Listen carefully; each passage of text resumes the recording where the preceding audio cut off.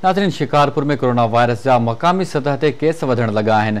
शहर जी सूरत हाल ॿुधाइण लाइ वीडियो लिंक ते मौजूद आहे अतीक दुकर। जी अतीक। जी बिल्कुल सनाला शिकारपुर में भी लॉकडाउन जे हवाले सां जेको आहे अॼु ॿाहिरि जो ॾियारो आहे, उन जे हवाले सां अॼु असां जेको ज़िक्र कयूं था, जेके कोरोना वायरस में मुब्तला मरीज़ आहिनि उन्हनि जा जेके अॼु 10 केस वधीक ज़ाहिर थिया आहिनि। इन जे हवाले सां शिकारपुर में अंगु वधी 98 थी वियो आहे ऐं जेके 10 केस ज़ाहिर थिया आहिनि उन्हनि में 6 औरतूं ऐं 4 जेके आहिनि मर्द शामिल आहिनि।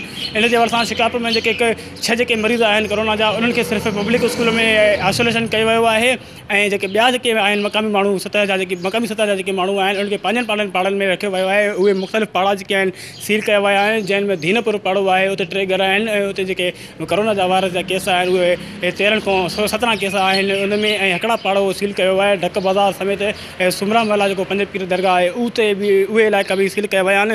हिन वक़्तु असां दीनपुर पाड़े में मौजूदु आहियूं। तव्हां ॾिसी सघंदा हूंदो हिकु कनातूं आहिनि उहे रस्तनि तो माण्हुनि पारां हटायूं वियूं आहिनि ऐं उते सिर्फ़ु चंद एहलकार जेके आहिनि उहे मुक़ररु कया विया आहिनि। सिर्फ़ु जेके घरनि जे ॿाहिरां जेके आहिनि उन्हनि पुलिस एहलकारनि खे मुक़ररु कयो आहे ऐं उहे घर सील कया विया आहिनि ऐं उन्हनि घरनि में जेके उनजा भाती आहिनि उहे बि उन्हनि सां गॾु तरसाया विया आहिनि ऐं उन्हनि खे ॿुधायो पियो वञे त जेके असां जेके आइसोलेशन में रखियो वियो आहे मरीज़नि खे, उन्हनि खे अलॻि धार रूम में रखियो वियो आहे। ऐं जॾहिं तक पब्लिक स्कूल में जेका वीडियो शाया थी हुई उन्हनि में बि जेके 4-5 के मरीज़ आहिनि उहे आप गॾु पाण में घुमी रहिया ऐं उन्हनि में कोई बि समाजी मुफ़ासिलो न आहे ऐं न ई उन्हनि खे लाइ अहिड़ियूं सहूलियतूं कयूं आहिनि। जेतो जे असां शहरनि सां बि ॻाल्हियूं कयूंसीं ऐं शहरनि जो इहो चवण थो जेके शहर में मुख़्तलिफ़ पाड़नि में घरनि में जेके आइसोलेट कया वियो आहे उन्हनि खे करंटीना सेंटर में उमारियो वञे या पब्लिक स्कूल खे जेकॾहिं रूम ठाहिराया विया आहिनि उन्हनि खे उते रखायो वञे या सखर या लाड़काणे में मोकिलियो वञे।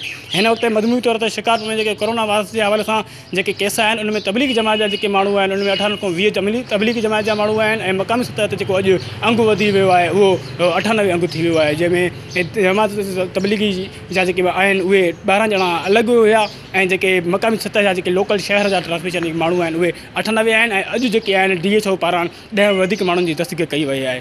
जी।